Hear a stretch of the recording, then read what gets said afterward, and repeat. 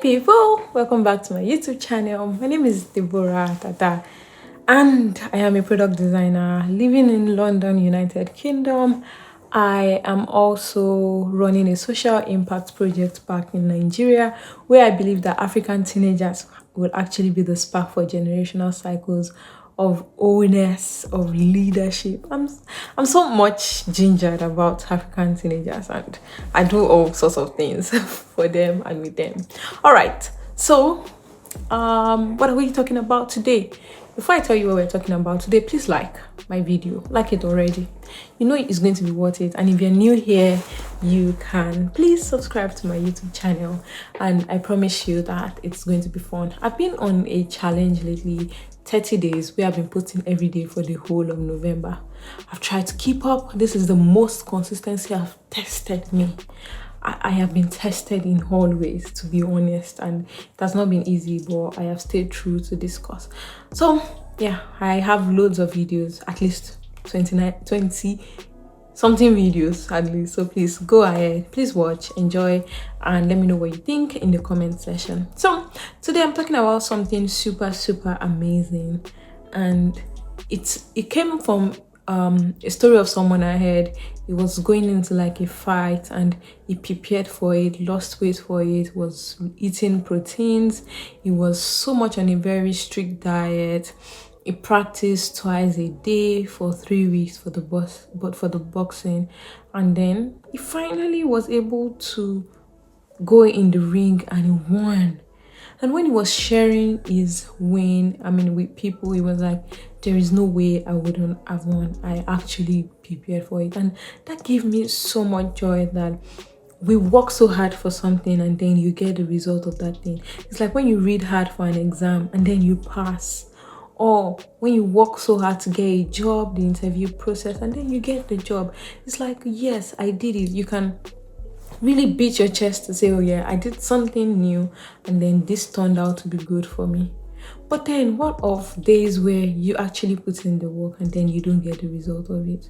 That's happened to me a lot of time, where particularly job applications, you apply for jobs and then you get a rejection and you be like, I did everything, I spoke well, it was a good session, their responses was good, I didn't think it was going to be a rejection.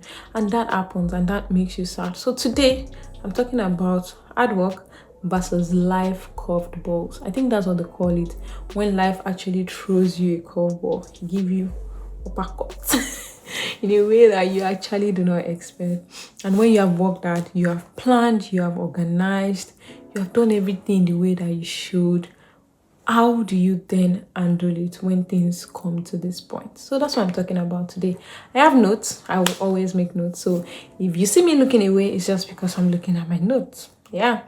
So let's get right into it. So the tension that happens when you work hard for something and then you don't get the result of it, the job loss particularly. Oh my god, I faced a job loss that I did not see coming. I think I made a video about it, so you can just check to watch that. So when life actually throws you curveballs, what are the things that you can do? First, I need to debunk some things. Not debunk, but I need to give you some information that is very important. And they are from books that I have read in the past, things, resources that I have access to. Number one is that hard work is not an achievement.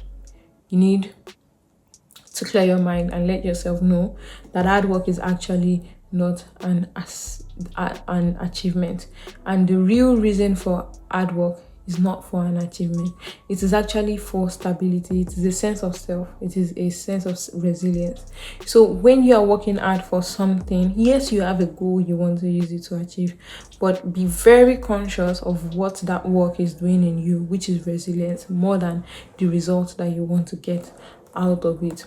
So there are now a few points that I've put together on what you should do when you have worked so hard for something and then life throws its curveballs and then it looks like you were really struck in the deep of your heart and there's so much pain. Number one thing I want you to do is to protect your self-worth. It's very important. When life happens, the first thing it wants to rip away is your sense of self. It's like you want the situation really just wants to take yourself away from you.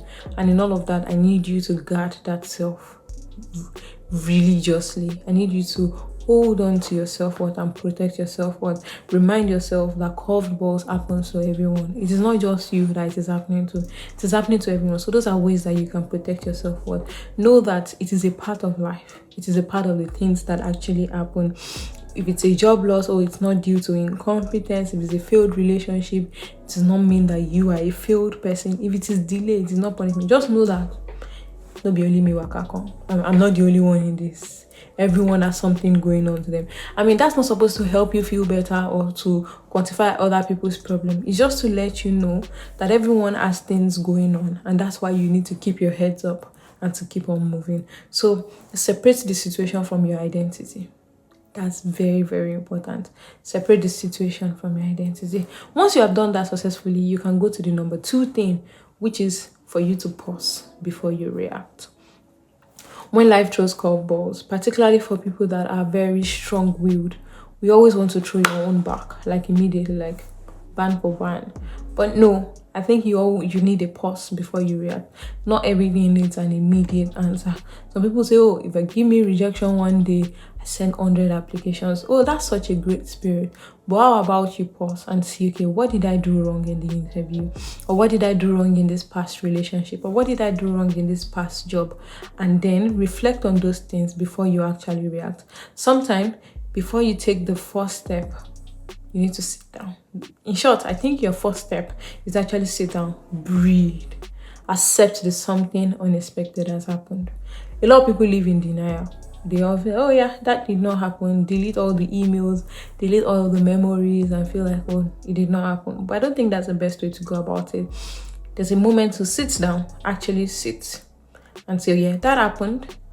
And yes, I'm going to just take a chill pill before I react to it. That is very important. Number 3 thing you can do is to let yourself feel it. Especially from the part of the world that I come from, oh no, we don't feel pain. We don't admit pain. We always feel like even when you're sick, you say, I am strong. And whilst that is like a positive confession, you don't actually need to pretend that you're fine. And this is where your circle comes in. Your circle must actually be able to protect you. People that can affirm you so much that even whilst you have figured out, okay, this is my mistake, you still hold on to your self-worth. All of this still speaks around your self-worth. Don't rush into like motivational mode. I used to do that sometimes. Once I put on a motivational spray and uplifts me. That's good. But I also need to accept that something unexpected has happened. I need to know that if it is sadness, I need to be sad. If it is a shock, I need to shock. If I need to cry, I'm going to cry. I think I cry easily. It's like easy peasy for me. So don't let all these things build up. The pain, don't let it build up for later. The other thing you can do, or you should do, when life throws you curveballs, is to go back to your routine. Don't neglect your routine. The things that you would typically do them. What you would typically do on a normal day, do it. If you go to the gym, continue to go to the gym. If you read, continue to read. If you take walks, continue to do that. Don't let go of your routine because of what has happened to you. The other thing you can do is to decide the next small step, not a big plan. And particularly, this varies in different situations. There are possible situations that if it's job applications, you need to take a step back, but then still continue applying much later. But if it's like a relationship or a breakup, don't always feel like, oh, I need to get into another relationship. I think it's important to actually take small steps. Build friendships with family, like build a relationship with family before saying you want to go back into another relationship. I'm not a relationship expert. I'm just talking about what I think. So I think you should actually decide a small step rather than a big step. So curveballs will actually shake your confidence. If you go into push into something big again and that fails, you might be very difficult to recover from it. But small steps can actually help restore your confidence. Small wins, you know that, oh, I made a meal for myself today. It rebuilds the confidence that you lost. All those things are very important. And the last point that I have to share with you is to look for what the season is asking from you. I am a very believer of seasons. I believe that time and season happens to everything. A time to laugh, a time to cry, time and season happens to everything. So sometimes, whilst you're sitting back, figure out what season am I in? Is this curveball a pause? Is this something telling me to redirect and focus on something else? Is this something telling me that, oh, there is make space for something better? Pause and reflect on what season you're in and then take the next step. If you're a believer, a Christian, it's also important that you pray to seek redirection at this point. That's what pausing is. That's what understanding the season is. So don't be doing why me and all of that stuff. It's good to cry, but then you need to understand, what is this season teaching me? Am I supposed to continue applying for jobs, or am I supposed to then start working on that business idea that I'm supposed to do? Sometimes curveballs might be a redirection, might be life telling you, or might be God telling you, or the Holy Spirit telling you that, hey, I think you should keep looking at this side, not this side. I think you should focus here. And I pray for everyone this today that you receive clarity and direction for all of the decisions that you have to make, and that as life throws you curveballs, or when life throws you curveballs, you have the strength to handle it, redirect, and make the right decisions from it. Amen. So thank you so much for watching this video. It's quickly turned to a prayer session, but my name is Deborah Dada. Once again, I just enjoy yapping, and that's why I'm here. So if you enjoyed this, you might as well subscribe. You are the only one in your village that's not done it, so it's just best that you do, so that you're not left out. You understand? So subscribe, like, share, and I'm going to see you in my next video. Take care of yourself, enjoy, and have fun, and be strong. Bye.